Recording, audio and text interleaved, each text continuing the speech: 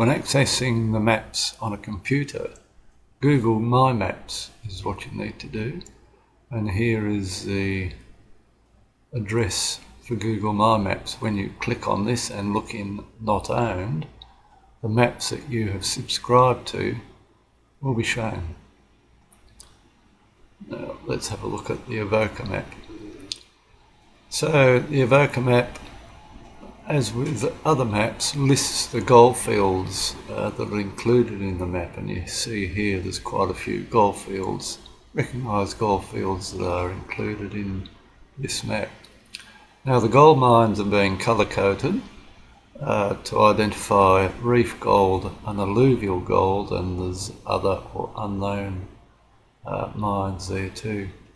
So you can list them alphabetically and click on the mine that you're interested in, and it will be highlighted, and also will show you some details about the mine. This one's had 6,456 ounces of gold taken out.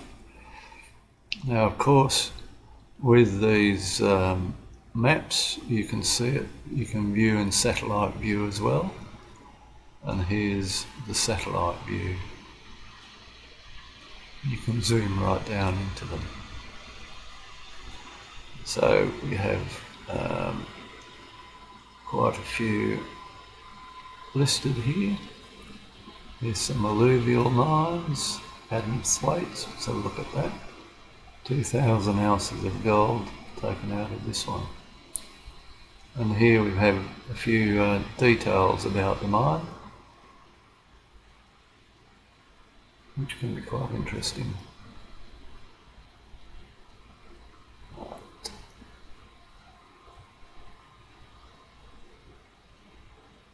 Now, shallow workings. Shallow workings are again being colour-coded to identify the newly added shallow workings, which is from LiDAR data. So we can have a look here. Some LiDAR data.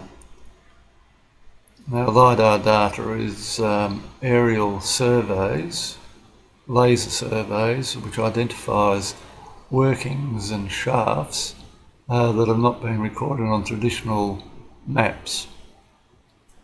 So the newly added LiDAR data is coloured orange and the existing information is red, although many of the existing areas or pre-existing areas have been expanded because LiDAR data has been added, and they've also been expanded by virtue of looking at the historic geological maps. So again, these are alphabetically listed. There's a lot of LiDAR data there, but we can pick up on a known named area, and we'll zoom straight to it.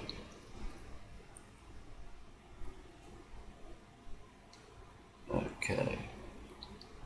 Now quartz reefs are also shown, and these have been colour-coded. We'll just go to there. Here we go.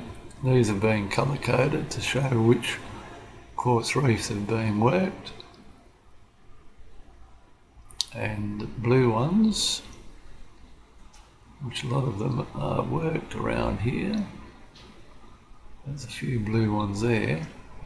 Have either not been worked or we don't know whether they've been worked, but they're all worthwhile having a look at.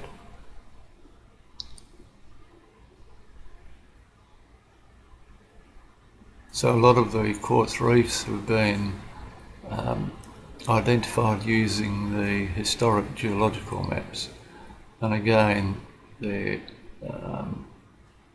listed. Some of them are named, some of them are not, or many of them are not, and we can click on the named ones and we'll zoom to that area.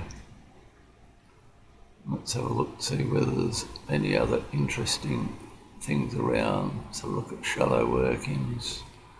No, not any shallow workings around that reef. But there's others that are. Now, also deep leads are shown. Now, the deep leads are there really for historical interest, although in some areas, in the upper areas where the deep leads come to the surface, as can be seen here, it might be worthwhile having a prospect. Well, that might be an interesting area to have a look at, where that deep lead comes to the surface. Now, also, Crown Land is displayed. And you can click on that Crown Land and it will tell you about the Crown Land. So that will give you some indication as to whether you can prospect in those areas or not. And we do have a layer which is the Parks Vic area, and this will identify areas managed by Parks Vic where prospecting is and is not allowed. Now this area is not allowed. We'll go out and have a look at Paddy's Ranges. There's Paddy's Ranges, and you can see that there's areas that are allowed, but there are other areas which are not allowed. So let's zoom in on those. Gives you an idea that there's some areas where it'd be nice to be able to prospect, but you're not allowed.